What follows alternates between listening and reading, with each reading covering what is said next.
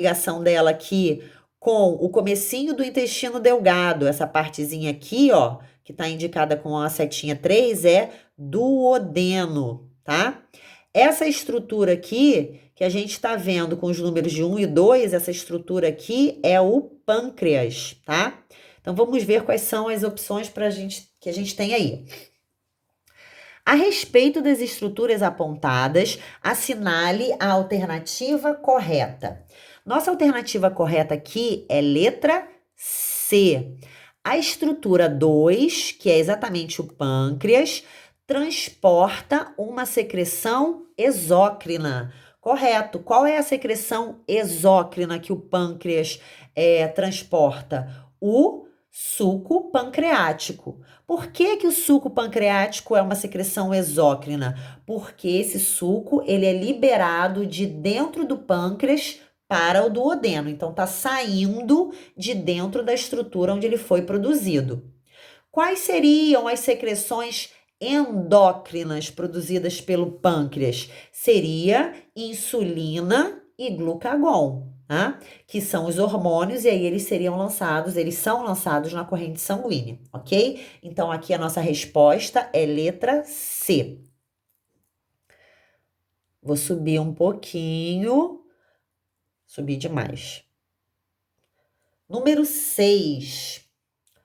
Durante a digestão, o alimento é transportado ao longo do tubo digestório por meio de contrações involuntárias denominadas peristaltismo, o que impede o refluxo do alimento. Para tanto, essas contrações são mantidas até a chegada do alimento ao intestino delgado, no qual diminuem de intensidade. Aponte duas consequências da redução do peristaltismo no intestino delgado que favorecem a digestão e a absorção dos alimentos. Então, preste atenção aí. A tripsina, que é a enzima que está presente no suco pancreático, ela vai atuar no duodeno e vai ocorrer a modificação desse pH. Então, vamos raciocinar. Quando esse quimo chega no intestino delgado, ele está vindo de uma região, que é o estômago, onde o pH era muito ácido. Quando esse quimo chega no duodeno, as enzimas que vão atuar, a tripsina, por exemplo, né? Essas enzimas, elas atuam num pH neutro, num pH em torno de 8. Então, é necessária a modificação desse pH para que essas enzimas possam ter a sua atuação, ter a sua atividade, correto? O suco pancreático, ele tem substâncias que farão essa alteração, né? Esse aumento do pH, ok? Número 7, quase no final. Deixa eu dar uma subidinha aqui. Vou ter que segurar. A atividade das enzimas no organismo humano varia em função do pH do meio, como mostra o gráfico, como a gente também já acabou de falar aí na questão anterior. Então, vamos observar aqui, ó. Esse gráfico, ele está mostrando pra gente aqui uma determinada enzima, né? W aqui é uma enzima na linha azul que tem o seu pH ótimo aqui em W, ó. Uma outra na linha vermelha, o seu pH ótimo aqui, ó, em X. Uma em amarelo e uma em verde, tá? Então, a gente tem 4 curvas, né? W, X, Y e Z. E vamos ver o que a gente precisa indicar aí.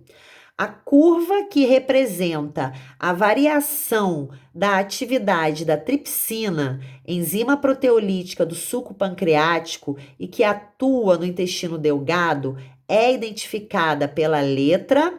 Então, aqui a letra que vai identificar a tripsina é o X. A nossa opção é a letra B de bola. Por quê? Porque no intestino delgado, o pH, ele é em torno de 8, obviamente. Então, ó, a gente vê aqui no gráfico qual é a curva que está mais ou menos nesse pH 8 e a gente observa que é a curva que está relacionada aqui à enzima X, ok? Então, B de bola. Partezinha final, eu sei que tá comprido hoje, mas é porque tinha bastante exercício, tá, gente? Deixa eu dar uma viradinha aqui para poder a gente ler. Número 8. Maria Laís vinha sentindo fortes dores no abdômen. Um dia, quando as dores estavam ainda mais intensas, ela procurou ajuda médica. Após detalhados exames de sangue e imagem, o médico concluiu que seria necessária uma cirurgia para a retirada da vesícula biliar, que se encontrava com muitos cálculos biliares. Para evitar crises decorrentes enquanto aguardava a cirurgia, o médico recomendou a Maria Laís uma dieta rigorosa, excluindo da alimentação um determinado grupo de alimentos. Considerando a função do órgão destacado no texto, no processo digestivo, os alimentos que Maria foi aconselhada a evitar se referem ao grupo 2, então, nesse caso, letra B de bola, ao grupo 2, lipídios. Por que isso? A gente sabe que a bile é uma secreção que tem a função de emulsificar as gorduras. A bile que é produzida no fígado, ela fica primeiro armazenada na vesícula biliar para depois ser liberada no duodeno. Se a vesícula biliar está obstruída pelos cálculos biliares, significa que a vesícula biliar não está conseguindo liberar a bile. Então, todo alimento rico em lipídios, esse alimento terá dificuldades de ser degradado pela ausência da bile, né? E aí a pessoa terá problemas na digestão desse alimento. Então, o grupo de alimentos que deve ser evitado é o grupo dos lipídios. Número 9.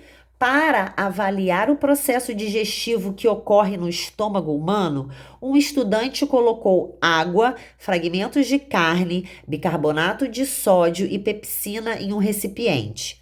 Após manter o recipiente por várias horas a temperatura de 37 graus Celsius, verificou que não ocorreu digestão. Diante desse fato, o estudante levantou as seguintes hipóteses. 1. A temperatura inativou a enzima. 2. A pepsina não atua em meio alcalino.